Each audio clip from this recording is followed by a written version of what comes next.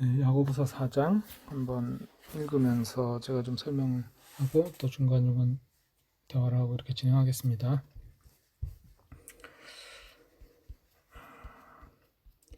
야고보서 4장 1절부터 한번 더 3절까지 먼저 읽겠습니다. 무엇으로부터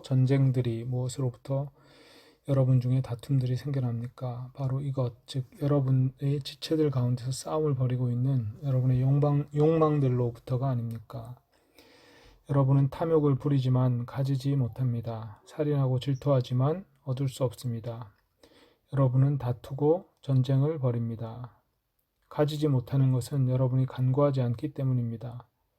간구하고 있는데도 받지 못한다면 여러분의 욕망들에 소모하기 위해 악하게 간구하기 때문입니다.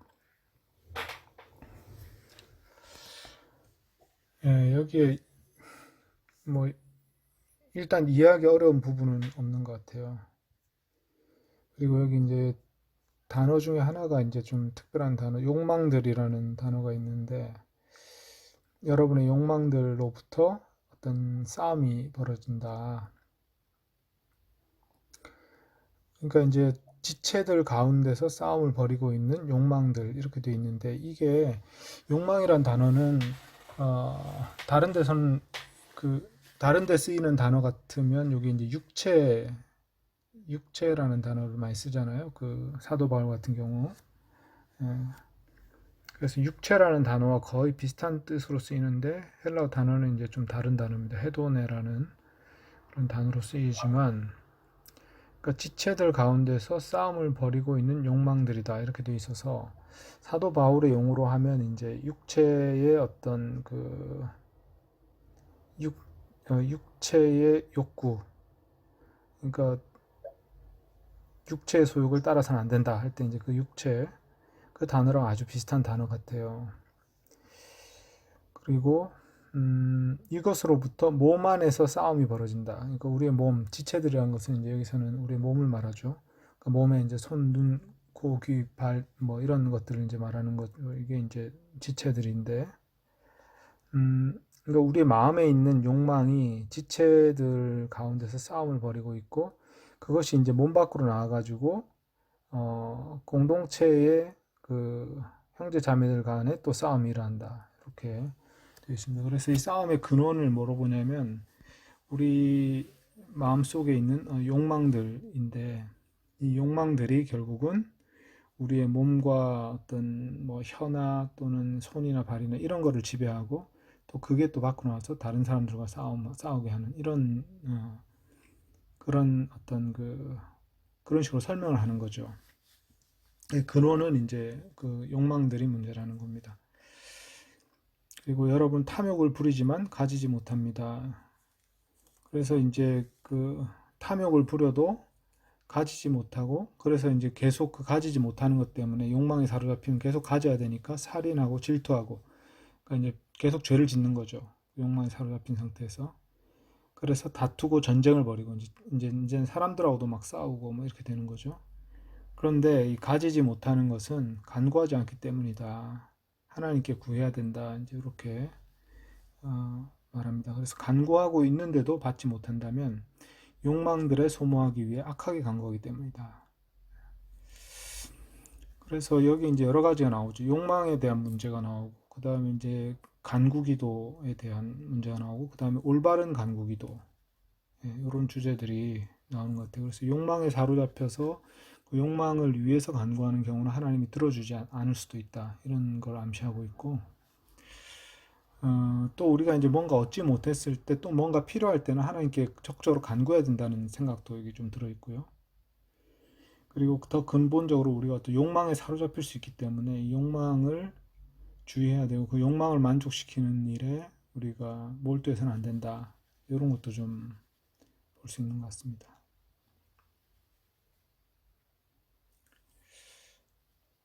네, 뭐 혹시 이 부분에서 조금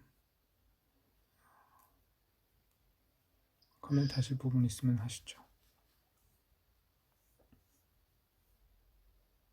이게 사실 우리가 그 기독교적인 가치관에서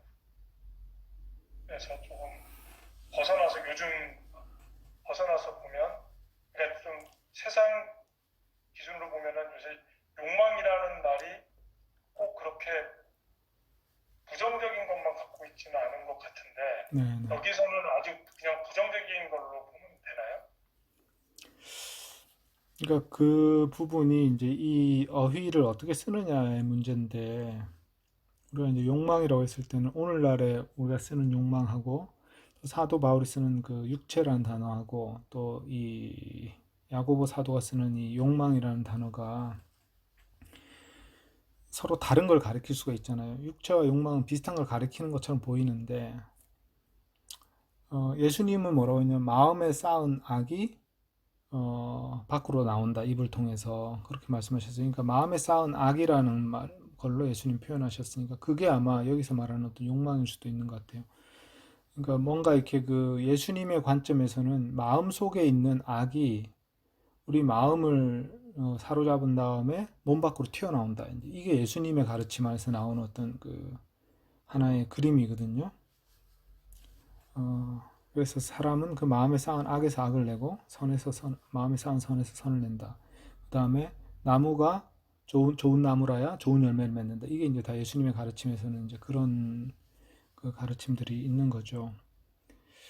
근데 여기서 이제 욕망들이라는 단어를 썼는데 사실은 이게 쾌락들이라는 단어이기도 해요. 그래서 쾌락을 만족시키는 어떤 그런 건데 여기서는 제가 욕망들을 사전 찾아보니까 또 이 어떤 그 구약 성서 그러니까 이 야고보 당시 구약 성서 학자로서 좀 유명했던 사람으로 근처 시대에 유명했던 사람이죠. 필로라는 사람이 있는데 이 필로라는 사람은 이 단어를 항상 부정적으로 썼나 봐요. 그러니까 그 악한 욕망.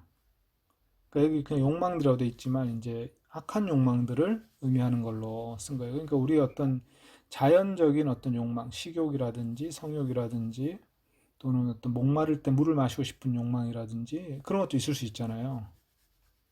예, 그러니까 이런 건 어떤 선한 욕망도 있는데 그런 걸로 이제 선한 쪽으로 쓰지 않고 이제 나쁜 쪽으로 주로 이 단어를 많이 썼다는 거죠. 필로 같은 경우에도. 그런 걸 봤을 때 이 욕망들이라는 게 일반적인 욕망이라기보다는 우리의 죄성 내지는 그 우리의 내면을 더럽히는 어떤 부정적인 욕망들 또는 죄를 짓게 하는 어떤 그런 무질서한 욕망들 이런 것들을 의미하는 것 같아요. 그냥 일반적으로 욕망 이렇게 말하는 게 아니라 그러니까 우리가 어떤 추상적으로 또는 그 생물학적으로 어떤 욕망 그 단어랑은 사실은 가리키는 게 다른 거예요. 말은 같을지라도.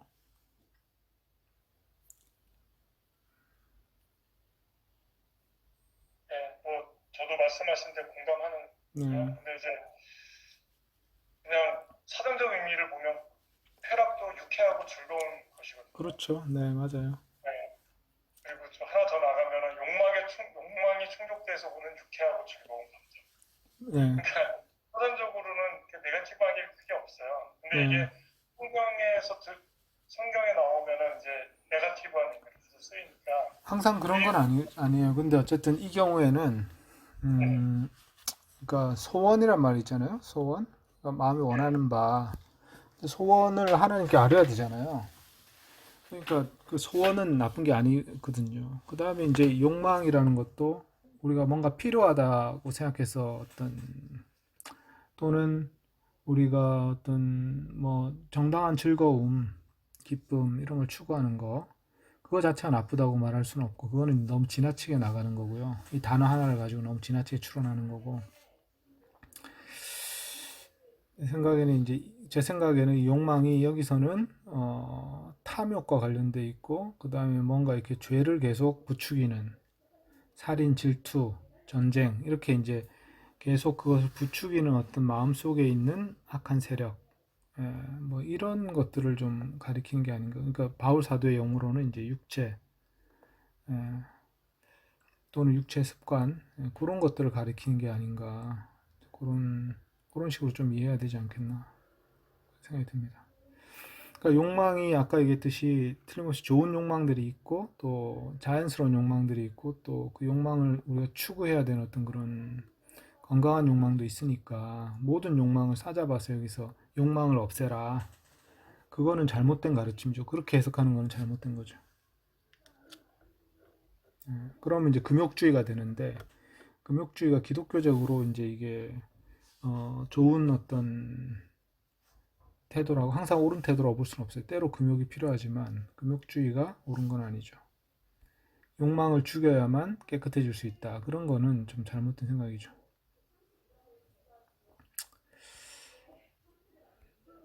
네, 그 다음에 그러면 4절부터 또 7절까지 읽어보겠습니다. 음녀들이여, 여러분은 알지 못합니까? 세상과 친밀함이 하나님과 원수됨인 줄. 누구든 세상의 친구가 되려는 사람은 하나님의 원수가 되어버립니다. 성서가 헛되이 이렇게 말한다고 생각합니까? 질투하시기까지 너희를 원하신다. 그분이 우리 안에 머물게 하신 성령님은 더 큰 은혜를 주십니다. 그래서 말씀합니다. 하나님은 교만한 자들을 대적하시나 겸손한 자들에게는 은혜를 베푸신다. 그러므로 하나님께 복종하고 마귀와는 맞서십시오. 그러면 그가 여러분으로부터 달아날 것입니다. 자, 여기서 이제 호칭이 음녀들이여라는 이제 호칭이 나왔는데, 이 호칭은 좀 뭐 예상하지 못한 호칭이잖아요. 독자로서는. 왜 이제 이 독자들을, 이 글을 읽는 사람들을 음녀들이라고 부르는가? 예. 그런데 요게 이제 뒤에서 요렇게 부르는 성경 구절이 있더라고요. 그래서 에스겔 16장에 보면 죄 지은 이스라엘을 음녀들이라고 이렇게 불러요. 그리고 이제 5절에 보면 질투하시기까지 너희를 원하신다 이런 말이 있는데, 이런 표현이 에스겔 16장 제가 표시한 부분 35에서 43절을 보시면 이 문단 전체를 읽어보면 지금 여기서 말하는 내용이랑 상당히 비슷해요. 그래서 이제 에스겔 16장을 잠깐 살펴보면요. 그래서 여기서 이제 성경을 직접 인용하진 않지만 에스겔 16장을 떠오르게 하는 그런 표현들이 있는 거죠. 제가 한번 찾아서 읽어보겠습니다. 에스겔 16장 35절 43절인데, 그러므로 너 음녀야, 여호와의 말씀을 들을지어다. 주 여호와께서 이같이 말씀하셨느니라. 내가 누추한 것을 쏟으며 내 정든 자와 행음함으로 벗은 몸을 드러내며 또 가증한 우상을 위하여 내 자녀의 피를 우상에 드렸은즉 내가 너의 즐거워하는 정든 자와 사랑하는 모든 자와 미워하는 모든 자를 모으되 사방에서 모아 너를 대적하게 할 것이요. 뭐 이렇게 해서 이제 그 음녀의 심판에 대해 쭉 얘기를 한 다음에요. 맨 마지막에 42절에 보면 41절부터 불로 내 집들을 사르고 여러 여인의 목전에서 너를 벌할지라. 내가 너에게 곧 음행을 그치게 하리니 내가 다시는 값을 주지 아니하리라. 그리한즉 나는 내게 대한 분노가 그치며 내 질투가 내게서 떠나고 마음이 평안하여 다시 노하지 아니하리라. 내가 어렸을 때를 기억하지 아니하고 이 모든 일로 나를 분노하게 하였은즉 내가 내 행위대로 내 머리에 보응하리니 내가 음란과 내 모든 가증한 일을 다시는 행하지 아니하리라. 여기서 이제 음녀라고 부르는 그 대상이 바로 이스라엘을 상징하잖아요. 그리고 이제 음녀를 심판하겠다고 하신 다음에 맨 마지막에 뭐라고 하냐면 너의 음행을 그치게 하리라. 그렇게 한즉 내 분노가 그치고 질투가 떠나리라. 그래서 결국 이스라엘을 이렇게 음녀 상태에서 회복시키신다는 말이에요. 한마디로 심판을 통해서. 예. 그런 어떤 그 예언서의 이야기를 아마 배경에 좀 깔고 있는 것 같아요. 이 음녀들이여라고 부르는 이 말이. 그래서 음녀들이여, 여러분은 알지 못합니까? 세상과 친밀함이 하나님과 원수됨인 줄. 그러니까 여기서는 이제 물론 우상 숭배하고 간음하는 그 구약의 이스라엘을 말하는 건 아닌데, 여기서는 세상과 친밀하는 것이 하나님과 원수되는 것이다. 이렇게 말하면서 어떤 세상과의 친밀함을 통해서 일어나는 어떤 죄악들에 대해서 암시를 하는 거죠. 그래서 세상의 친구가 되는 사람은 하나님의 원수가 되어버립니다. 그래서 성서가 헛되이 이렇게 말한다고 생각합니다. 질투하시기까지 너를 원하신다. 사실 요 5절에 요 질투하시기까지 너를 원하신다라는 구절은 성경에는 그 구절이 딱 나오는 곳이 없어요. 그래서 이제 딱 나오는 구절이 없기 때문에 이게 직접 인용은 아닌 것 같고, 간접 인용이거나 요약이라고 봐야 될 것 같고요. 요약이라면, 이 질투란 단어가 나오는 이제 뭐 여러 군데 나오지만 중요한 단어 나오는 곳이 에스겔 16장이고, 그 에스겔 16장에 마침 또 음녀들이여 하는 이 부르는 말하고도 또 유사한 표현이 나오는 거죠. 그래서 이 에스겔 16장과 이게 상당히 관련이 있는 것 같다, 이런 생각을 좀 하면서 읽을 수 있을 것 같고요. 그 다음에 이제 거기까지 한 다음에 그분이 우리 안에 머물게 하신 성령님은 더 큰 은혜를 주신다, 이렇게 얘기를 하신 다음에 그래서 말씀합니다. 하나님은 교만한 자를 대적하시나 겸손한 자들에게는 은혜를 베푸신다. 그러므로 하나님께 복종하고 마귀와는 맞서십시오. 그러면 그가 여러분으로부터 달아날 것입니다. 여기 이제 몇 가지 복합적인 주제가 나오죠. 그래서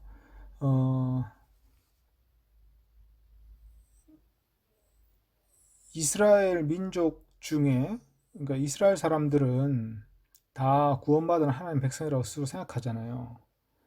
그런데 이제 이스라엘 사람들 중에 어떤 사람은 음녀들이 되는 거잖아요. 그러니까 그래서 세상과 벗되고 또는 이제 우상 숭배에 빠지고 뭔가 하나님의 어떤 하나님과 언약을 깨뜨리는 그런 이제 삶을 살아갈 수 있게 되잖아요.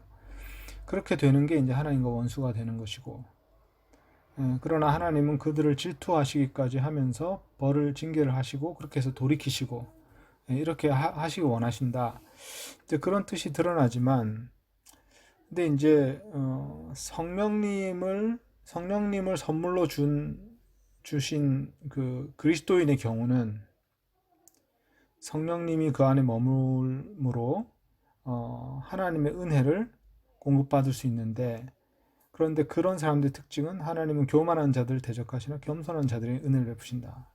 그래서 그리스도인들은 이런 음녀들처럼 되어서 하나님을 대적하는 그런 존재로 가면 안 되고, 겸손히 하나님의 은혜를 사모한 자가 되어야 되고, 그럴 때 이제 성령님이 그들 안에 내주하신다. 뭐 이런 거죠. 그러니까 아마 이제 여기서는 그 교회 안에 다툼을 일으키고 또 어떤 그 세상의 방식으로 가지고 싸움을 일으키는 그런 사람들이 있는데, 그런 사람들은 이 에스겔이 말하는 어떤 음녀들에 속하는 사람이겠죠. 그리고 그런 사람들 안에는 성령님이 계시지 않는 거죠. 왜냐하면 그들이 하는 어떤 행위나 이런 걸 봤을 때 교만, 또 탐욕을 부리고 살인하고 질투하고 위에서 말한 것처럼 그런 행동을 하는 거 봤을 때 성령님이 그들 안에 계시지 않는 것처럼 보이죠. 뭐 이런 것들이 여러 가지 주제가 좀 복합돼 있어요. 그런데 이게 뭐 깔끔하게 이건 이런 메시지입니다, 이렇게 돼 있지 않고 뭔가 이렇게 좀 그 대상들의 경고도 하지만 또 동시에 한편으로는 성령이 너희 안에 거하신다, 이게 이제 좀 섞여 있잖아요. 근데 이게 음녀들 따로 있고 그리스도인들 따로 있고 이 분리돼 있지가 않아요. 그게 이제 우리가 약간 읽으면서 이중 감정을 느끼게 되죠. 어떤 감정이냐면 내가 혹시 음녀에 속하지 않는가, 그런 감정도 느끼게 되고 혹시 자기를 돌아보게 되고, 또 한편으로는 성령님이 우리 안에 거하시지, 성령님을 따라 행해야 되지, 어떤 이런 또 경각심을 주기도 하고요. 이런 어떤 그 느낌을 주는 그런 성경 구절이죠.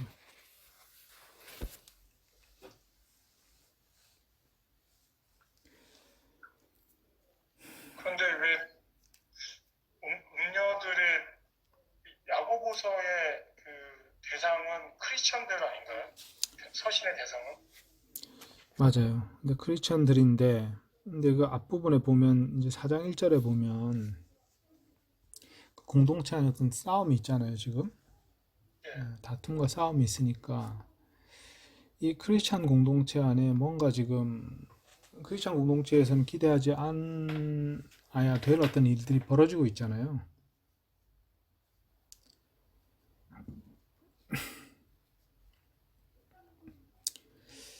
그래서 이게 음녀들이여 여러분을 알지 못합니까? 이게 2인칭으로 썼기 때문에 독자들 중에 음녀에 해당하는 사람이 있다는 얘기가 되는 거죠. 그죠? 문자적으로 보면. 너무 과한 명칭 아닐까요? 그러니까 이제 크리스찬들 공동체 안에서 네, 좀 문제 있는 사람들이 있을 수 있는데 네, 그렇다고 해서 음료는 왠지 큰 그냥 죄인인 것 같죠. 완전히 큰 죄인인 것 네, 같죠. 예, 큰 죄인이고 하나님을 음, 대적하는 사람 같거든요. 예, 떨어져 나간 사람. 음.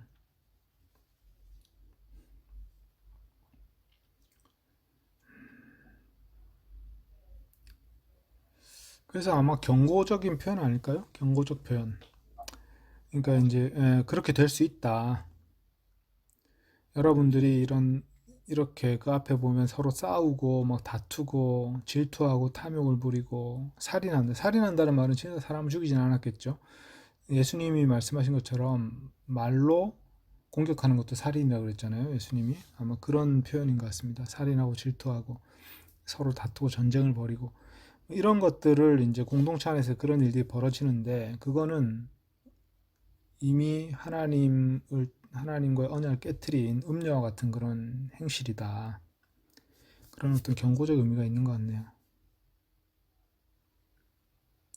그래서 이 세상과 친밀함이 하나님과의 원수됨이다. 근데 세상과 친밀함은 여기서는 세상의 어떤 좋은 측면들을 얘기하는 게 아니고 예, 세상의 어떤 그 생활 방식 또는 세상의 악한 문화, 그 문화에 그대로 젖어가지고 그 습관을 교회 공동체 안으로 가지고 오는 거, 이런 것을 세상과의 친밀함이라고 표현한 것 같습니다.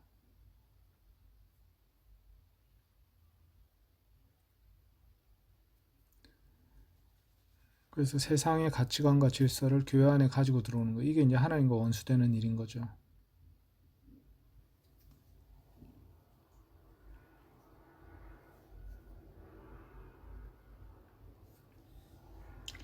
근데 이제 그것들이 다 모아져 가지고 하나의 단어로 딱 표현한다면 교만한 거죠. 교만한 자들을 대적하신다 하나님은. 그리고 겸손한 자들의 은혜를 베푸신다. 그래서 이제 크리스찬 공동체의 어떤 그 크리스찬들의 어떤 특징을 상당히 뚜렷한 특징은 교만하지 않고 겸손하다 이제 이런 거겠죠.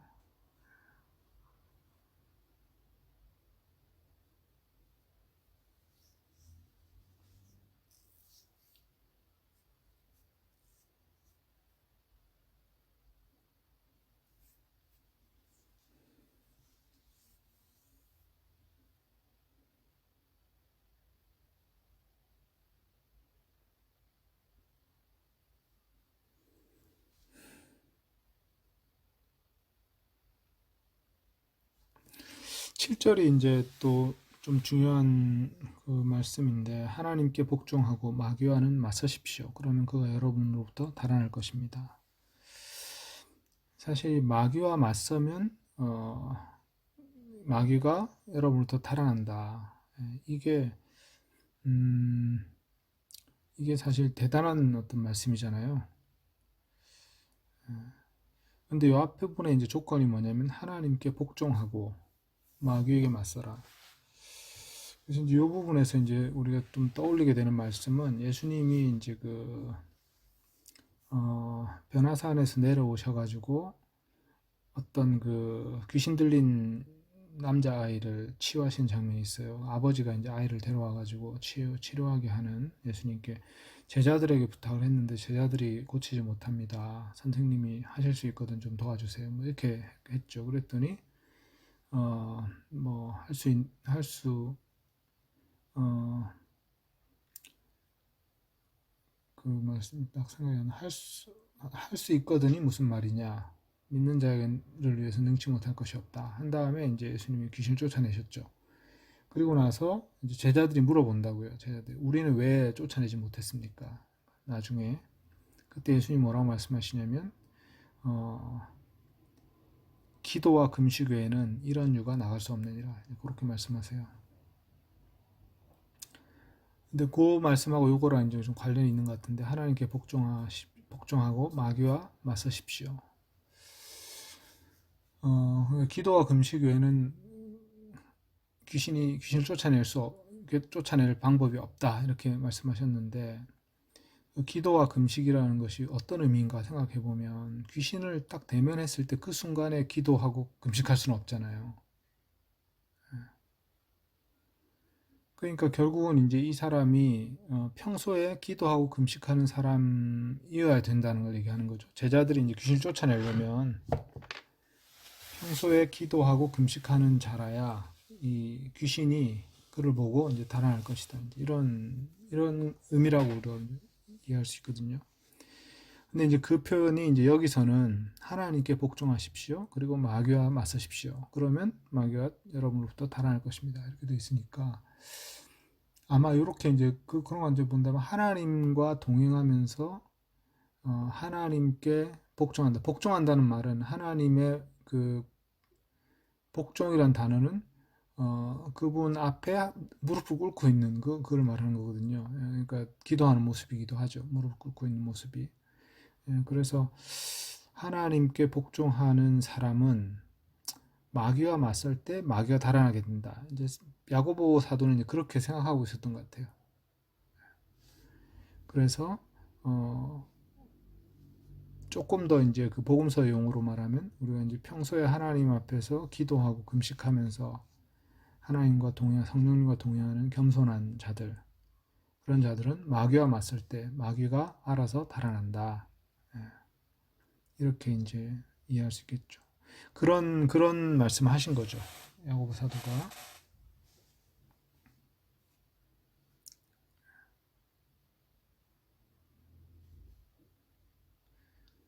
그래서 이제 이 구절 때문에 사람들이 이제 귀신 쫓아낼 때 예수님이 하셨던 것처럼 귀신을 이제 쫓아낼 때 귀신의 명령을 하는 방식으로 이렇게 쫓아내거든요. 그래서 주 예수 그리스도의 이름으로 명하노니 너는 이 아이에서 썩 나가라. 뭐 이런 식으로 이제 명령을 하는 거죠. 그런데 이제 그런 명령을 할 때 사도행전에 그런 얘기 나오잖아요. 그러니까 바울이나 어떤 베드로나 그런 사도들이 그런 명령을 하면 귀신이 쫓겨나갔죠, 실제로. 그런데 예수님 이름으로 또 다른 어떤 그 유대인 그 귀신 쫓아내는 구마사들이 이제 외치니까 귀신이 이제 안 나갔잖아요. 안 나가고 오히려 달려들었잖아요. 뭐 그런 장면들을 봐도 하나님과 어떤 친밀한 관계가 있느냐에 따라서 이 마귀와 대적하는 어떤 그런 데 능력이 나타나는 그런 측면이 있는 것 같아요. 그러니까 요 구절이 이제 그런 것을 좀 암시하고 있습니다.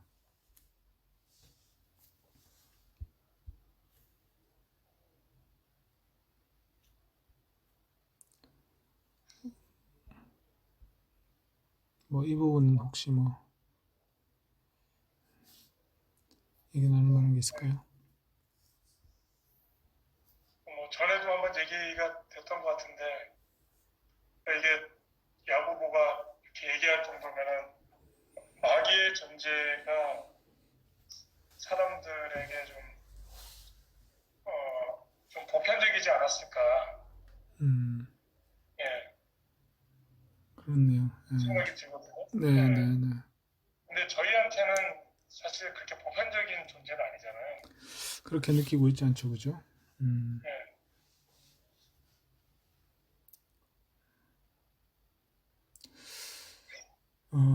그러니까 이거는 제가 이제 이 관련된 책을 하나 번역을 했었는데 마귀의 일인가 아니면 정신과적인 문제인가 이거를 이제 분별하는 그 관련된 책을 이제 제가 그 책을 쓰신 분은 이제 정신과 의사로서 또 영적인 그 영성 지도자로서 좀 일했던 되게 유명한 분이었어요. 그래서 이제 그분이 정신과 의사의 관점에서 또 영성 지도의 체험이 풍부한 그런 분으로서 이제 그걸 분별을 했는데 그분의 경우도 이거 두 가지가 다 있는데 현상이 비슷하기 때문에 우리가 혼동한다. 이제 그렇게 얘기를 하세요.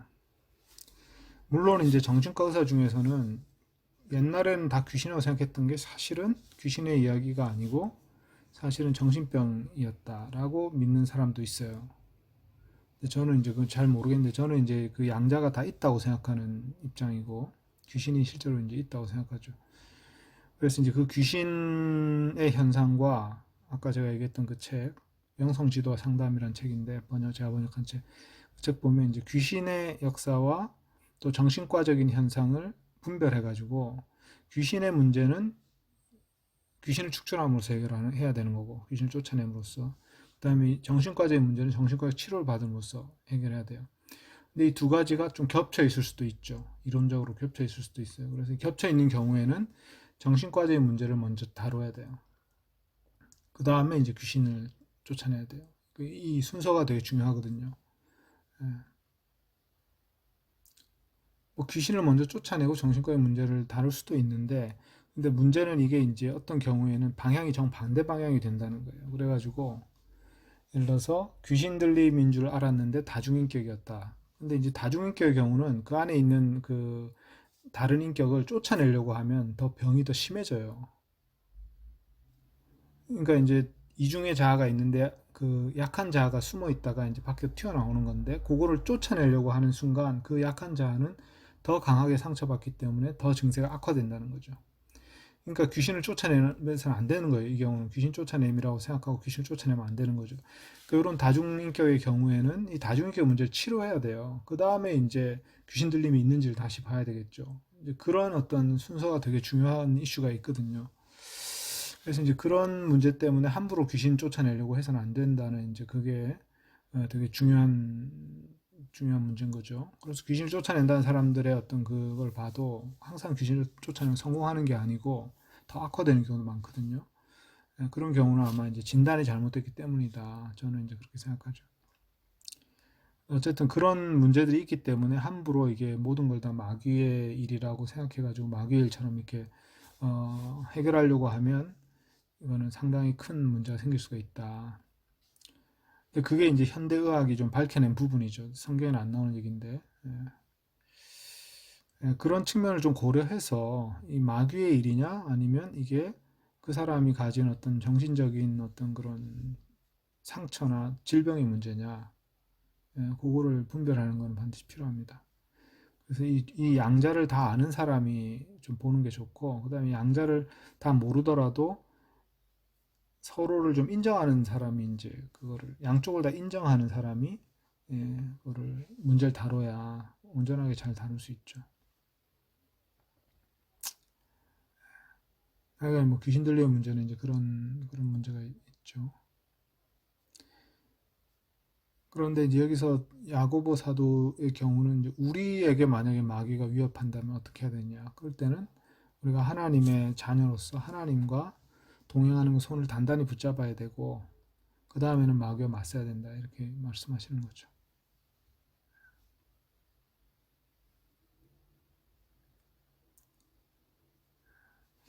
네, 그 다음에 8절부터 12절까지 제가 한번 읽어보겠습니다. 그, 네, 욥은 네, 하나님께 나름 복종했잖아요. 네. 하나님께 그 마귀가 아니고 사단이어서 그런가요? 그러면은 이 논리대로 하면 하나님께 복종하고 마귀에 맞서면은 그가 욥으로부터 달아나야 되는데 네. 그건 좀 예외적인 케이스죠. 욥은 마귀의 역사라기보다는 마귀가 배후에 있긴 했지만 그거는 이제 자연재해 같은 것이었잖아요. 자연재해나 질병 이런 것이었잖아요, 그죠? 그래서 욥의 이슈는 이 귀신 들림이나 이런 문제는 아니었어요. 그리고 어떤 일반적인 어떤 악이라고 부르는 거 우리가 악이라고 부르는 그런 현상들이 우리 삶 속에 이유 없이 침입해 들어오는 어떤 그런 상황인데 물론 그 배후에는 이제 하나님과 마귀의 어떤 그 계약이 있었죠. 근데 모든 경우가 다 그런 건 아니죠. 욥의 경우는 그러하지만 그래서 그거는 욥은 우리 일반적으로 모든 나쁜 일 배후에는 마귀가 있다 이런 결론을 내서도 안 되고 예. 그러니까 욥의 경우는 마귀가 직접 등장해가지고 욥과 싸우지 않거든요. 예, 그런 경우는 아니에요. 그래서 요 경우는 이제 그러니까 사탄은 이제 그 마귀들의 이제 우두머리니까 그런 거고, 여기서는 이제 하나의 마귀를 말하는 거죠. 마귀들이 여러 마귀들이 있으니까. 디아블로스가 이제 많이 있는 거죠. 우리로 말하면 악한 영이죠. 악한 영. 네, 8절에 보면 좀 연결되는 주제가 나오네요. 하나님께 가까이 가십시오. 하나님 여러분에게 가까이 오실 것입니다.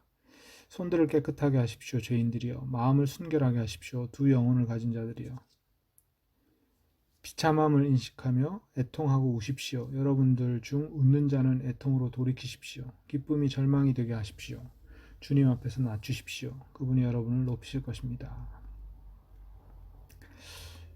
자, 여기서는 이제 회개의 과정을 말하는 것 같아요. 그러니까 회개라기보다는 참회의 과정을 말하는 것 같아요. 참회.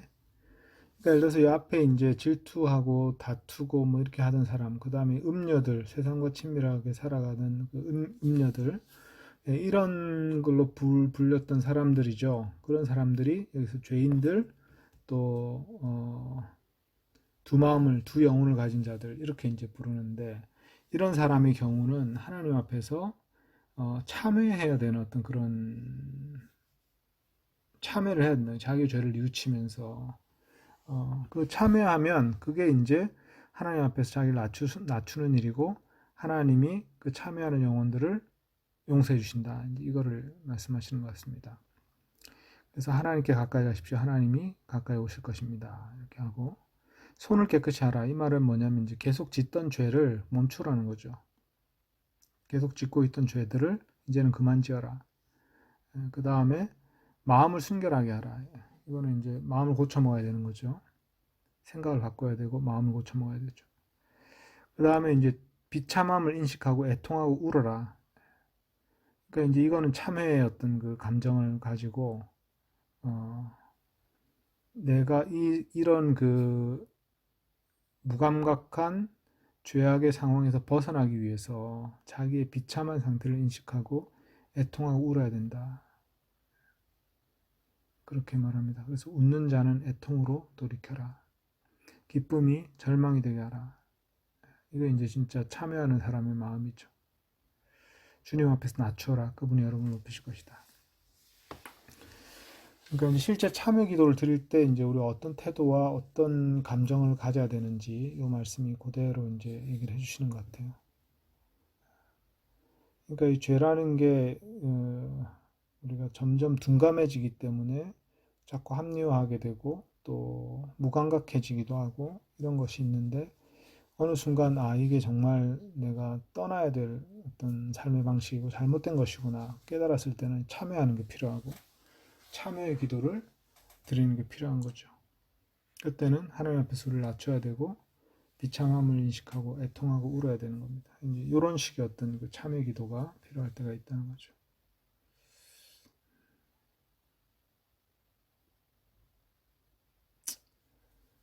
그러니까 성령님이 이런 참여하는 마음을 주시겠죠. 그런 게 필요할 때가 되면, 그리고 우리가 이제 스스로 좀 각성해가지고 내가 참 참여가 필요하구나. 그걸 깨달은 다음에 이제 이런 참여의 기도를 드려야 됩니다. 다른 구절들을 이제 설명하시는 걸 들으니까 좀 잘 이해가 가는데, 네, 그래도 이 표현이 기쁨이 절망이 되게 하십시오는 상당히 좀 역설적으로 들리고 그러네요. 네. 네. 그러니까 이제 기쁨은 좋은 것이라고 이제 우리가 상식적으로 생각하게 되고, 그래서 뭐 그런데 이 기쁨이 되게 피상적일 수가 있잖아요. 그러니까 기뻐하지 말아야 되는 상황에서 이제 기뻐하고 있는 그런 사람이 될 수가 있으니까, 하나님 보시기엔 되게 비참한데 근데 잔치를 벌이고 있는 거죠. 그 나사로와 같이 있었던 부자처럼, 부자는 맨날 잔치를 벌이면서 좋아하고 있었죠. 그리고 이제 미래의 자기의 삶에 대해서 계획도 세우고 있었고 뭐 여러 가지 그 뭐 즐거운 마음을 가지고 있었을 거 아니에요. 근데 사실은 그때 참여를 해야 될 상황이었던 거죠. 하나님 보시기에는 아주 비참한 상황이었고, 그래서 비참한 상태인데 즐거워하고 기뻐하고 있는, 그런 거를 비참함을 인식하지 못하니까, 자기의 비참함을 인식하지 못하니까.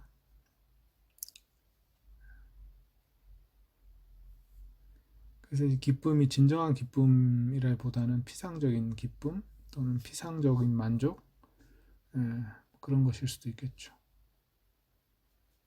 그런 것이겠죠. 이 본문에서는 기쁨이 절망이 되게 하라 했을 때, 사실은 이 사람은 절망적인 사람인데 하나님 관점에 봤을 때는, 근데 혼자 좋아하고 있고 뭐 친구들하고 즐기고 있고 그렇게 하고 있을 수가 있으니까.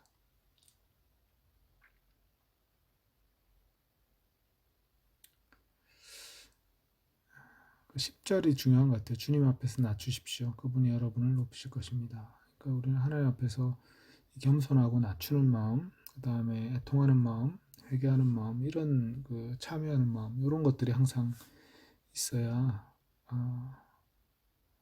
된다는 거죠. 근데 이게 이런 건 있네요. 그러니까 하나님의 자녀로서 성령님과 동행할 때 받는 어떤 그 즐거움과 기쁨이 있거든요. 만족감 또는 평안함. 예, 그런 것과 이제 항상 그럼 우리가 애통해야 되는가? 항상 절망을 마음에 가지고 있어야 되나? 항상 울고 있어야 되는가? 뭐 이런 거. 예.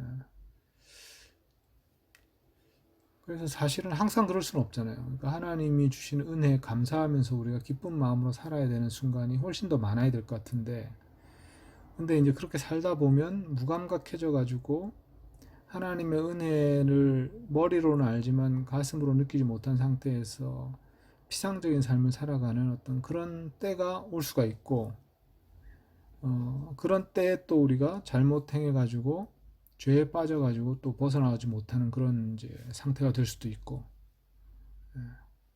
그래서 어떤 크리스천들 중에는 이제 하나님께 돌아가기에는 내가 너무 멀리 와버렸다 이런 느낌을 가진 사람이 있다 그랬잖아요. 바로 그럴 때 이제 이 말씀이 필요한 거죠. 자기의 비참함을 인식하고 애통하고 울어야 된다. 웃는 자는 애통으로 돌이켜야 되고 기쁨이 절망이 되게 한다. 이게 이제 그런 상태라면 우리가 취해야 될 태도겠죠.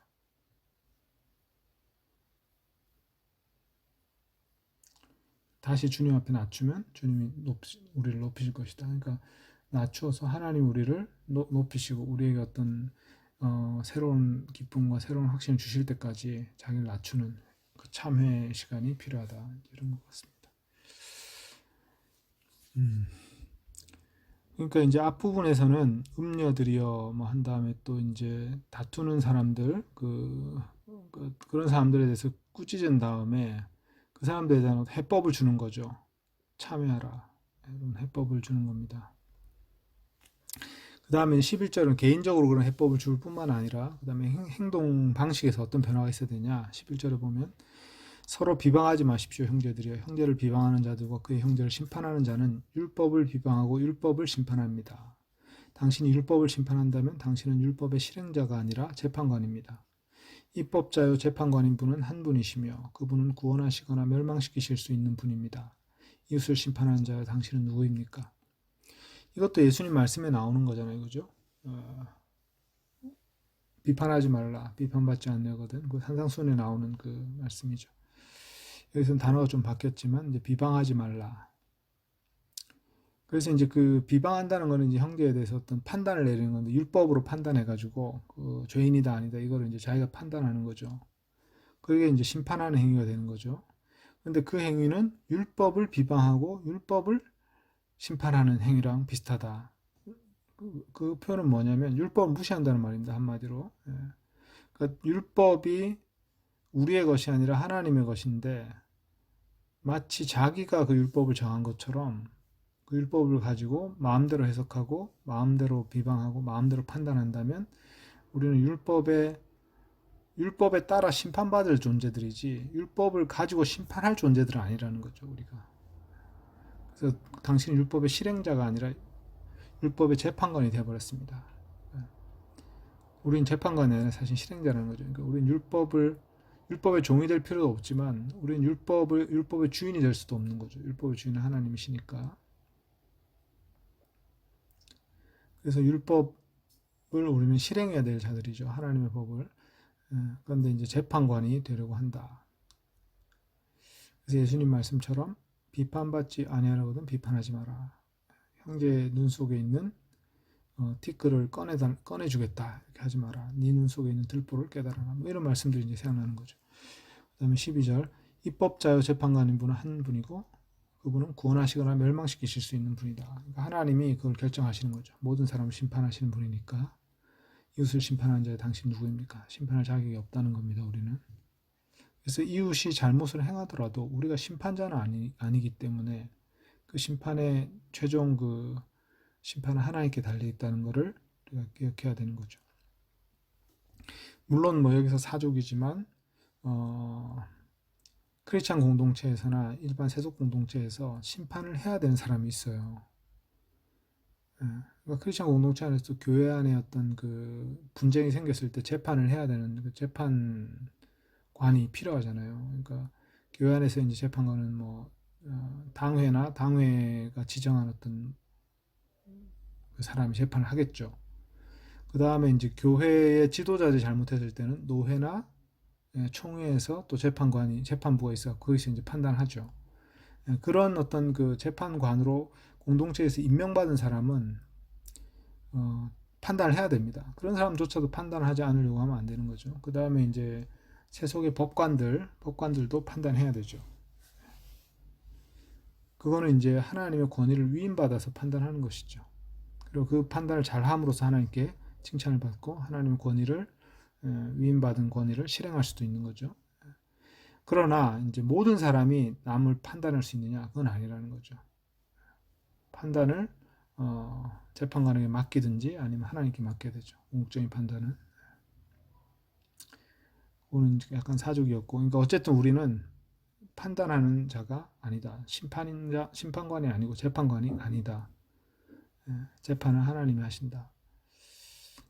분별은 해야 되겠죠. 분별이라는 건 뭐냐면 이제 저 사람이 하는 짓이 악한 것처럼 생각되면 동조하지 않아야 되고 그것을 가로막아야 되고 이런 이제 분별이 필요한 겁니다. 그러나 그거는 이제 권위를 가지고 하는 건 아니고 동료로서 하는 거죠.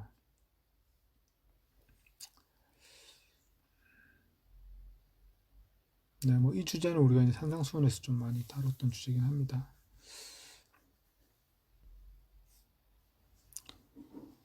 자, 그러면 끝까지 읽고 그 뒷부분까지 합쳐서 얘기를 나누겠습니다. 13절. 이제 보십시오. 오늘이나 내일 우리가 이런 도시에 가서 1년을 거기서 보내며 사업을 벌여 이익을 내겠다라고 말하는 자들이여. 당신들은 내일 일을 알지 못하는 사람들입니다. 여러분의 생명이 어떤 것입니까? 여러분은 잠깐 나타났다가 사라져버리는 안개입니다. 대신에 여러분이 이렇게 말하십시오. 주님이 원하시면 우리가 살 것이고 이것이나 저것을 행하게 될 것이다. 그러나 지금 여러분은 여러분의 허풍들로 떠벌리고 있습니다. 이러한 모든 떠벌림은 악합니다. 그러므로 좋은 것을 행할 줄 알면서 행하지 않는 사람, 그에게는 그것이 죄입니다. 자, 여기 보면 이제 그 경솔한 말에 하나의 그 예가 나오는데 오늘이나 내일 우리가 이런 도시에 가서 1년을 거기서 보내며 사업을 벌여서 이익을 내겠다. 이게 이제 경솔한 말이라는 거죠. 왜냐하면 당신들은 내일 일을 알지 못하는 사람들입니다. 여러분의 생명이 어떤 것입니까? 잠깐 나타났다 사라져버리는 안개입니다. 대신에 뭐 그대로 읽게 되는데 주님이 원하시면 우리가 살 것이고 이것이나 저것을 행하게 될 것이다. 이렇게 말을 하라는 거죠. 자, 여기서 보면 여기서 핵심은 그거죠. 우리가 안개 같은 인생이다. 그걸 깨닫고 지나친 말을 하지 마라. 떠벌리는 말을 하지 말고 자랑하는 말을 하지 마라. 그리고 우리가 당장이라도 하나님 부르시면 내일이라도 또 모레라도 뭐 몇 달 안에라도 하나님께 가야 되는 어떤 그런 인생이라는 것을 깊이 인식하라. 그런 인식을 가진 상태에서 주님이 원하신다면 내가 이것도 할 수 있겠고 저것도 할 수 있겠고 이런 태도를 가져라. 이제 이런 거죠.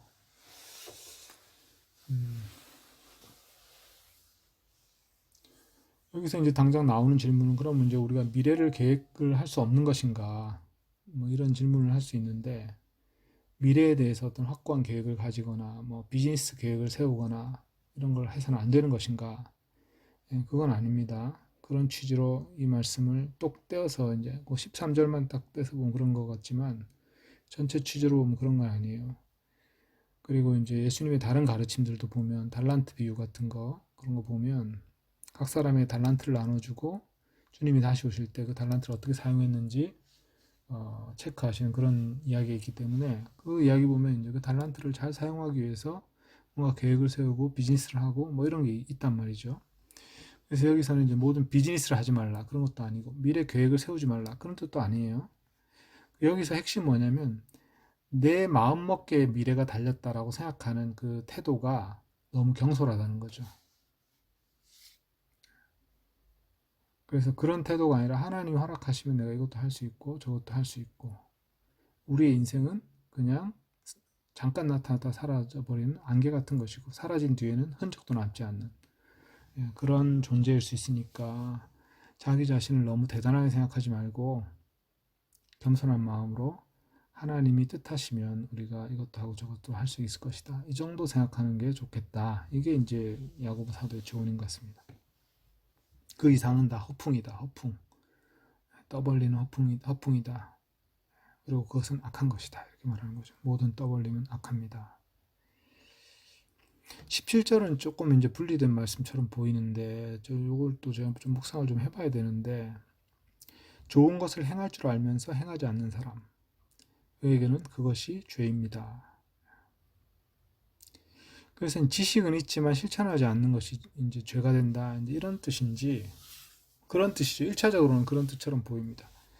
그러니까 지식은 많은데 실천하지 않고 있는 것은 그 자체로 죄가 된다.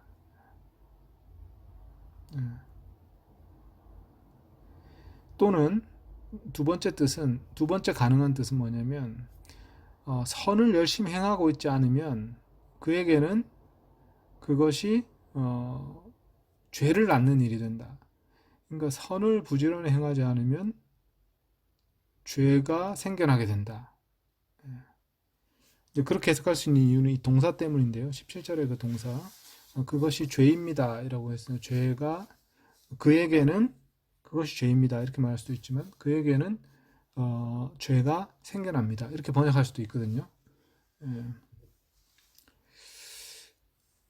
그렇게 번역할 수도 있어요. 그래서 이게 보통은 우리가 이제 지식과 실천 좋은 것을 행할 줄 아는데도 실천하지 않으면 그것은 죄다. 이 뜻이 이제 1차적인 뜻이라면 2차적인 뜻으로는 선을 열심히 행하고 있지 않으면 죄가 깃드는 거죠.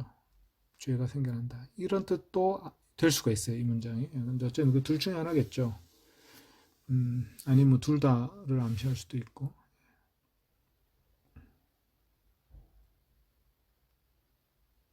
근데 이제 앞에 문단 내용이랑 조금 연결이 안 돼서 저도 이제 조금 이 부분이 왜 갑자기 이제 이 말씀으로 결론처럼 나오는가 요거는 좀 더 좀 묵상을 좀 해봐야 될 것 같습니다.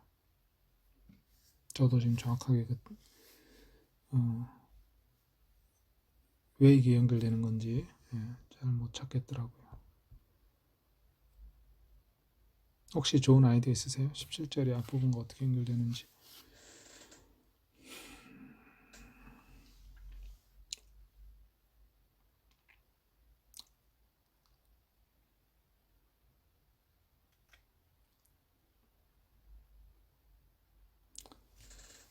자, 그거 이제 생각해 보시고 11절부터 17절 사이에서 이제 한번 얘기를 나눠보죠.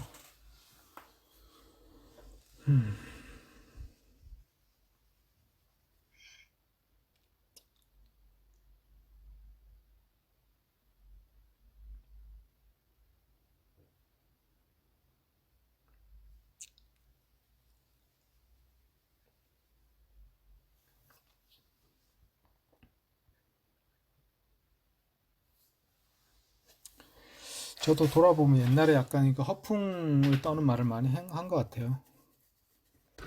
젊은 시절에 뭔가 사람들의 관심을 끌기 위해서 좀 과장되게 말하는 물론 이제 그것 때문에 특별히 뭐 해를 끼친 건 아니라고 생각하지만 그렇게 뭐 스스로 위로를 하지만 태도가 이제 좀 공부하는 학생 때는 그런 짓을 많이 했던 것 같습니다. 이게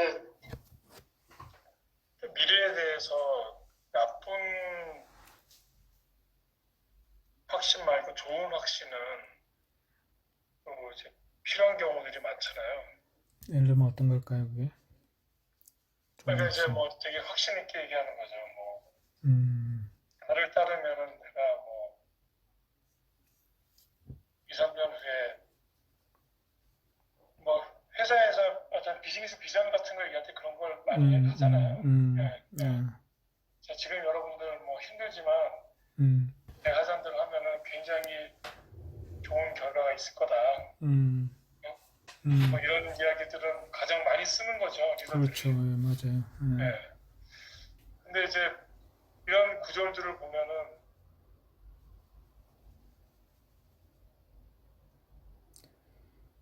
좀 이게 참 애매한 것 같아요. 어떻게 보면 허풍이 될 수도 있는 거고. 그렇죠. 예, 그래서 좀 맞아요. 자제시키는 걸 수도 있죠. 왜냐하면 팩트대로 얘기하면은 모르는 거잖아요. 네. 네. 그렇죠. 그러니까 그런 얘기를 하면 허풍인 거죠. 근데 그 허풍이 되는 그게 내가 그렇게 하겠다 하면 허풍이 되죠. 근데 내가 그렇게 하겠다고 많이 하죠. 그렇죠. 예, 그렇게 하면 허풍이 되지만, 어, 우리가 이런 선한 일을 추구하면 이런 좋은 결과가 있지 않겠느냐. 그러니까 이제 뭐랄까 소망? 그러니까 거기에 그게 이제 약간 그 진짜 아다르고 어다른 정도의 차이일 수도 있는데, 예. 이제 크리스찬 공동체가 만약에 이제 기업이 아니라 기업에서는 또 뭐 언어가 다르니까 조금 만약 크리스찬 공동체라면 어떻게 해야 될 것인가? 나를 따라오면 이런 좋은 결과가 있을 것입니다. 이런 말 하는 게 좀 허풍이 될 수가 있는 거죠. 음, 그렇죠. 뭐 그런 네. 내가 생각하기에는 주님은 우리에게 이런 걸 원하시는 것 같은데 우리가 이런 일을 하다 보면 좋은 일이 있을 겁니다. 좋은 일이 있을 것 같습니다. 이 정도는 허풍은 아닌 것 같은데. 그러니까 뭐 비영리 공동체나 단체에서는 좀 명확한 것 같아요.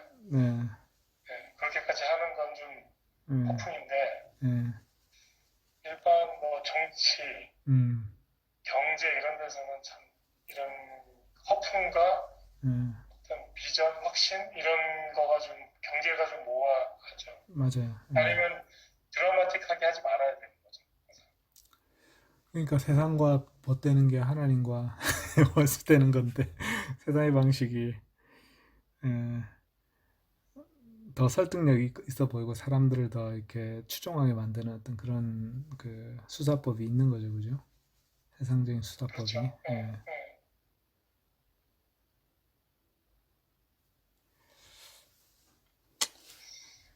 음.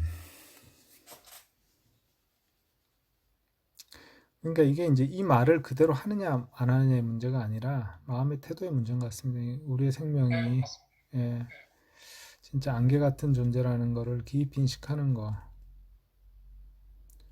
예.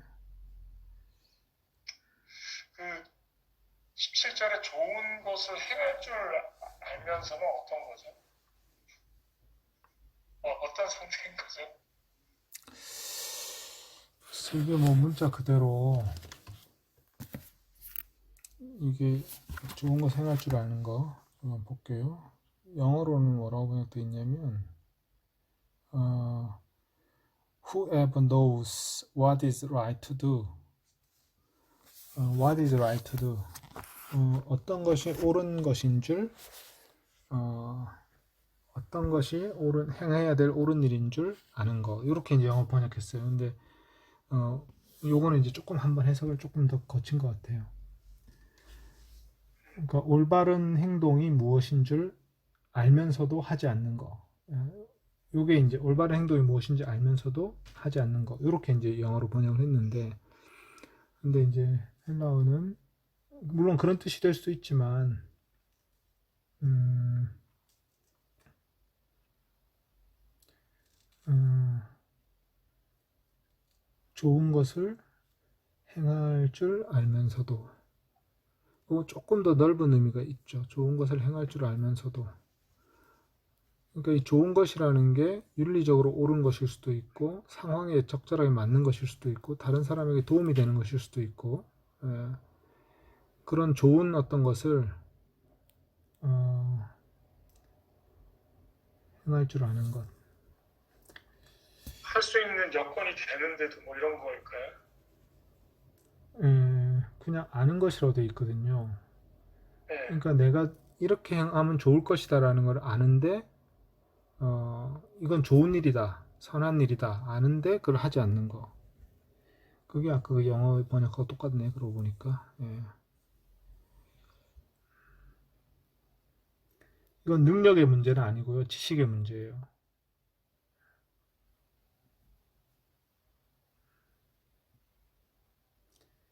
그러니까 지식적으로 이게 좋은 일이고 이게 선한 일이다, 그리고 이렇게 되면 문제가 잘 해결된다 라고 아는데 그걸 하지 않는 거죠. 그걸 하고 있지 않은 거. 그러면 그는 죄와 함께 있는 것이 된다. 또는 그것이 죄다. 또는 죄가 그에게 일어난다. 뭐 이렇게 세 가지 뜻으로 다 가능해요. 그러니까 어쨌든 그런 약간 모함을 전 남겨둔 거죠. 그에게는 그것이 죄입니다. 그것이 죄가 될 수도 있고 또 죄를 낳을 수도 있고. 그러니까 바꿔 얘기하면 이제 좋은 거를 행할 줄 알면 빨리 그걸 행해야 된다는 거겠죠. 그래야 죄 짓지 않는 거죠. 좋은 것이 뭔지 안다면 그걸 행해야 된다. 그런 뜻으로 읽을 수도 있겠네요. 주저주저 하지 말고 행해라. 그런 의미도 있을 수 있을 것 같네요. 그렇게 읽으면 저는 상당히 이게 좀 저한테는 의미가 좀 있는 것 같아요. 좀 더 적극적으로 행동으로 옮겨. 좋은 일인데 괜히 혹시 이게 적절하지 않을까 싶어가지고 머뭇하다 못하게 되는 경우가 많거든요, 저는. 물론 뭐 이제 악지 정황도 무조건 살피지 않아서는 안 되겠고 살펴야 되겠지만, 어쨌든 좋은 일이면 적극적으로 행해야만 죄 짓지 않게 된다. 그렇게 이해할 수도 있을 것 같습니다.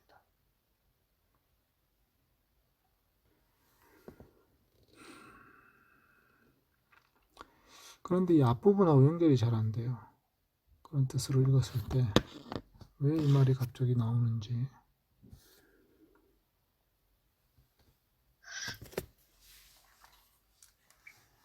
말만 하는 것의 문제를 제기하는 것 같기도 하고요.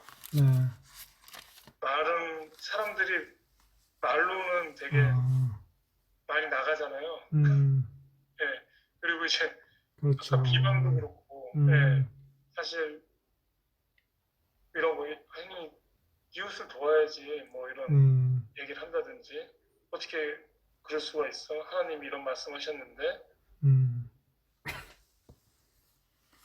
근데 이제 그게 그 말에서 그치면 악한 거다 뭐 이런 게 아닐까, 떠벌림이 되는 거고.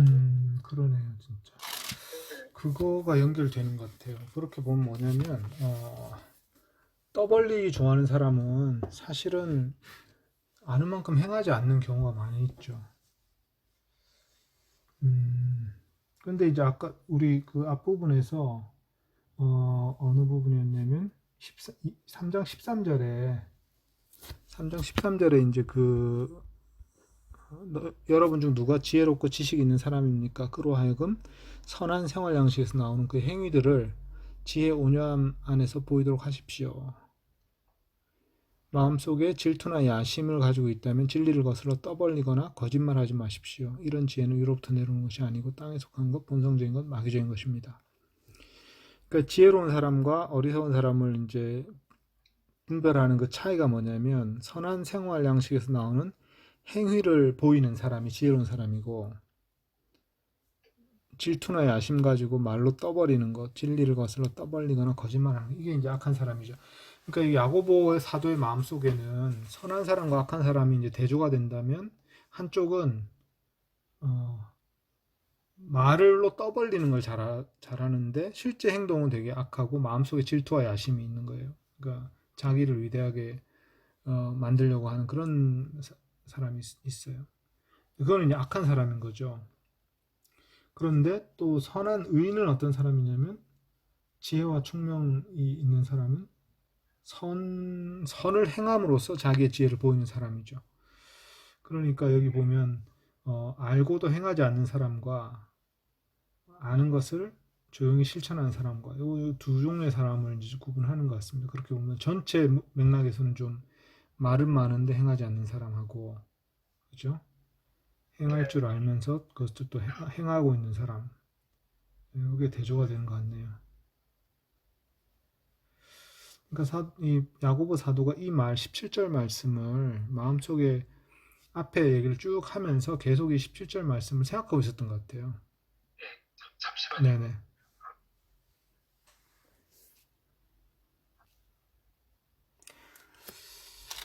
네, 그렇게 보니까 좀 이 말씀이 상당히 어떤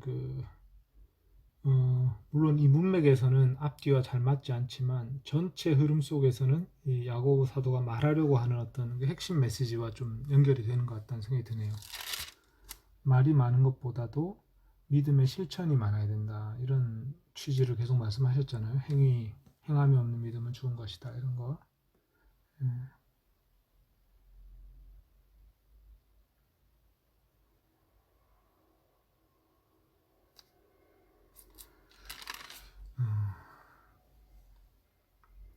그래서 이 17절 말씀은 선을 행할 줄 알고도 행하지 않으면 죄라는 이 부정적인 그 어법이지만 뒤집어서 얘기하면 선을 열심히 행하는 것이 바로 크리스천의 어떤 추구해야 될 목표다.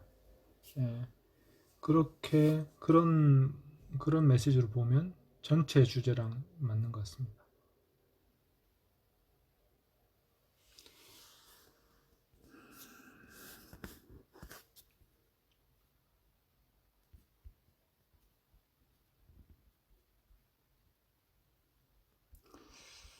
전체적으로 한번 좀 돌아보고 마무리를 하면 될 것 같네요.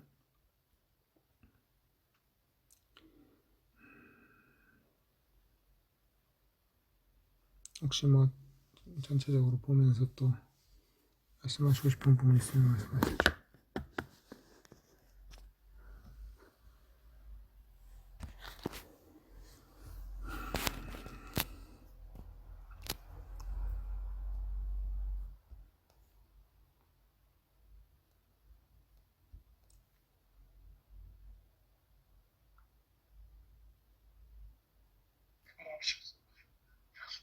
아까 말씀드린 13절에 오늘이나 내일 우리가 이런 도시 가서 일기하는 거기서 보내면 사업을 보내 이해가 되겠다. 이게 굉장히 보편적으로 하는 얘기들 같아서 저도 이런 비슷한 얘기를 많이 한 것 같아서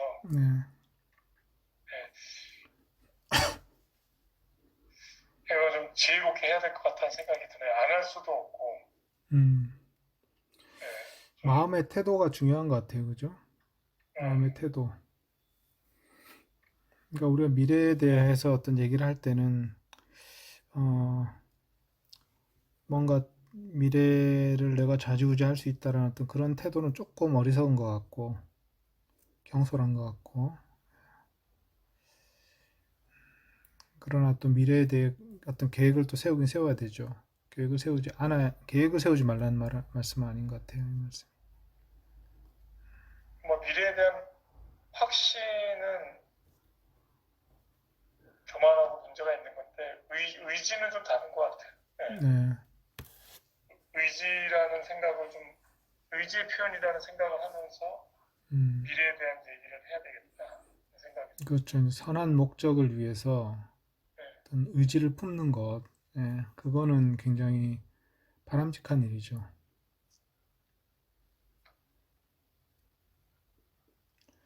그런 것 같습니다.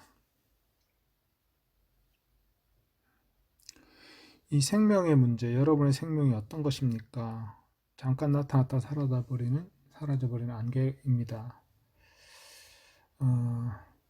사실 이게 깊이 생각해 보면 진짜 많은 걸 바꾸는 것 같아요. 이 말씀을 깊이 묵상하면 할수록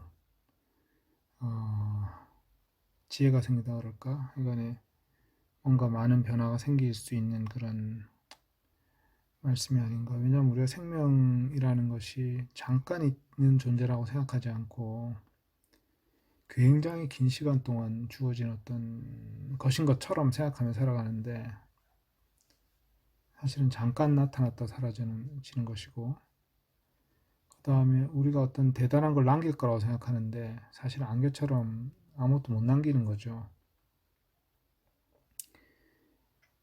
그래서 실제로 우리가 뭔가를 남긴다면 그거는 아마 하나님과 동행했던 삶, 그 순간은 남을 거예요. 그러나 이제 하나님과 동행하지 않은 모든 순간은 사실 다 사라질 것입니다. 그리고 하나님과 상관없이 살았던 것들은 부끄러워가지고 아마 잊혀지길 바랄 수도 있고. 그러니까 이제 우리가 대단한 걸 남기겠다고 사는 것보다는 하나님과 그때그때 동행하는 그 삶이 더 중요하다는 그런 생각이 좀 드네요.